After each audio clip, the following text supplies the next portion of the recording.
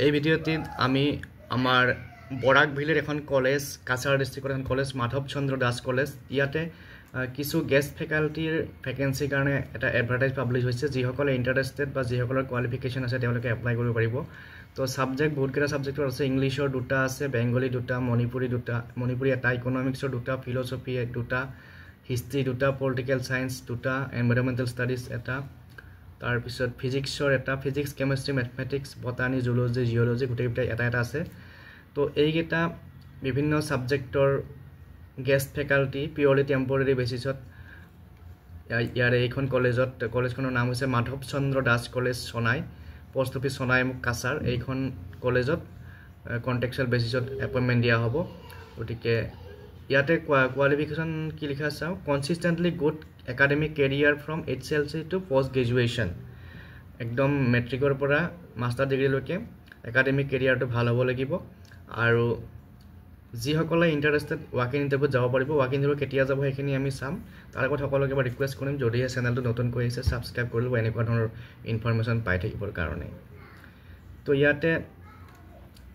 walk in interview কেতিয়া হ'ব ইয়াত দিয়া আছে walk in interested and eligible candidates may attend the walk-in interview to be held at 11:30 AM at office of the undersigned on 26 July 2025 वहाँ 26 July walk-in interview होबो এই post gather guest লেকচাৰৰ কাৰণে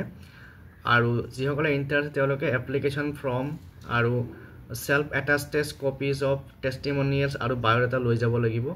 আৰু লৈ গৈ পেলাই হিদিনাখন ইন্টাৰভিউত যাব পাৰিব গতিকে আজিৰ এই ভিডিঅ'টিত আপোনালোকৰ লগত এই ভ্যাকেন্সি নোটিফিকেশনখন শেয়াৰ কৰিলো পুনৰ এনেকুৱা ধৰণৰ ভ্যাকেন্সি নোটিফিকেশন যদি